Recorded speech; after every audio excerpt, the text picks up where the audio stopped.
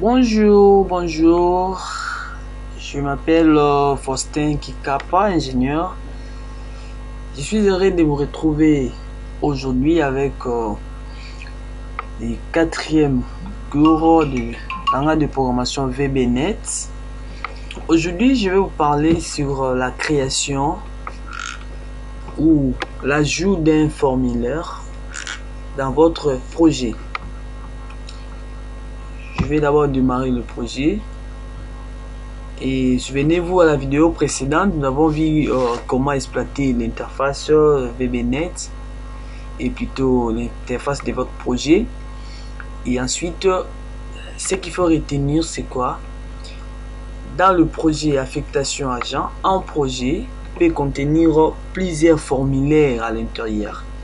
Vous pouvez avoir évidemment formulaire accueil, formulaire connexion, formulaire mini général, formulaire agent, et département, service, ainsi de suite.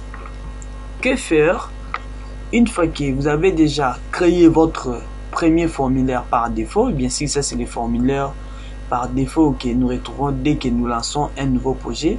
Ça crée un formulaire par défaut. Maintenant, qu'est-ce qu'il faut faire pour ajouter le reste des formulaires tout en restant toujours dans le même projet? Je dois venir dans le menu projet, parce que par défaut ici j'ai formulaire 1. Maintenant je vais ajouter un deuxième formulaire que je peux nommer peut-être accueil. Qu'est-ce que je fais? Je viens dans le menu projet. Menu projet. Une fois que je suis dans le menu projet, je vais cliquer sur ajout un formulaire Windows. Je suis là. Et que je clique sur ajout un formulaire Windows, ça va me ramener à l'interface du débit. Cette interface ici me permet évidemment de choisir des types d'applications comme nous avons fait l'autre fois pour créer notre application. Par défaut, c'est le formulaire 2 parce que j'ai déjà un autre formulaire ici, formulaire 1. Je vais effacer le formulaire, le nom du formulaire qui me donne par défaut, tout en gardant l'extension .vb. Là, je vais nommer ça accueil.vb. Retenez que lorsque vous êtes en train de nommer ces formulaires ici, il faut éviter de mettre des espaces et plutôt il faut utiliser underscore, la clé de 8. Dès que je termine, je viens sur ajouter. Vous allez remarquer ici, je viens d'ajouter mon deuxième formulaire. Donc ici, je maintenant un formulaire accueil et les formulaires en par défaut. Je peux aussi faire de même pour le troisième formulaire. Je viens ajouter un formulaire Windows. Je viens ici, vous voyez, le formulaire lui donne toujours les noms par défaut.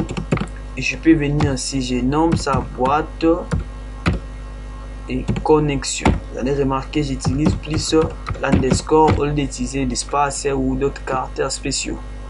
Dès que je valide le formulaire,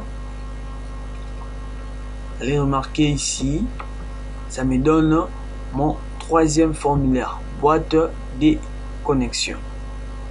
Boîte de connexion est là. Voilà un peu. Et si nous constatons ici la boîte explorateur, dans le menu explorateur de pro des solutions, nous allons constater il y a le formulaire accueil, formulaire boîte de connexion et formulaire 1. Merci beaucoup. Arrêtez la vidéo et lancez votre environnement de développement à Visual Studio et mettez-vous au travail. N'hésitez pas à vous abonner massivement à notre chaîne et veuillez appuyer sur j'aime pour valider notre vidéo.